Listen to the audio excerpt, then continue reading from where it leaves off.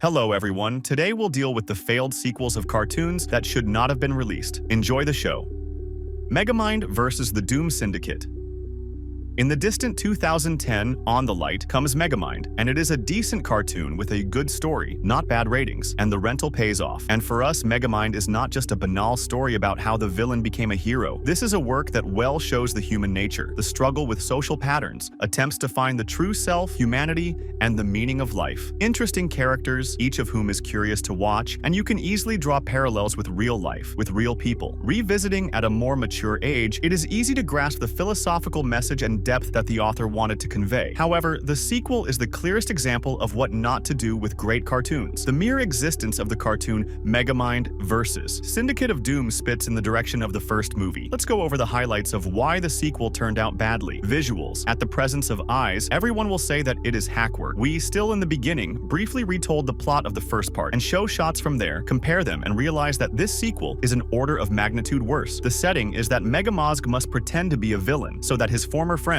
who materialized out of thin air, do not suspect anything. A bunch of plot holes and inconsistencies. The characters are noticeably dumbed down, and along with them and the Megabrain himself. In the original, he was constantly inventing, which allowed him to fight Metro Man and Titan on equal footing. But now he's having a hard time defeating some Nova Nemes or minor characters. Most hastily, do you know how it ended? The second part turned out to be a huge advertisement for the series, which is made in exactly the same quality. A spit in the direction of the audience and in the direction of the original. The failing ratings compared to the first part show this. The Ice Age Adventures of Buckwild. The franchise about the adventures of a prehistoric bunch of animals came out over 20 years ago and includes 6 feature-length cartoons, 7 short films, comic books, and video games. Good reviews. An Oscar nomination for Best Animated Cartoon and huge box office. But here is the 6th full-length project. The Ice Age Adventures of Buckwild was a disappointment. The animation in the 6th installment suffers. It's raw, and the heroes in Part 2, 2006, look better than in Part 6, 2022. The animation is like a bad game, twitchy, and you get the feeling that it's a cutscene, and now the gameplay is about to start. The new characters look even worse than the old ones. The backgrounds are terrible. The antagonist of the picture is an intelligent dinosaur Orson, who looks like a lizard Megamozg, quite a cliched villain who wants revenge because of the mockery of his appearance. He's the only one who can talk out of his own kind. And now, for the main thing that broke my fragile heart. You all remember that at the beginning of any part of Ice Age, we were greeted by a squirrel with a nut, and it always made us laugh and smile, as well as nostalgia, but not in the 6th part. Yeah, there's no squirrel. It was in the trailer, but they crammed in the squirrel footage from the previous installments. Why? There is a feeling that the creators are not even familiar with the original or forgot it. Ice Age. The Adventures of Buck is a terribly crude project, which is not worth your attention. It is better to revisit the old parts. Evaluation of the 6th part of the cartoon speaks for itself. Open season, scared silly.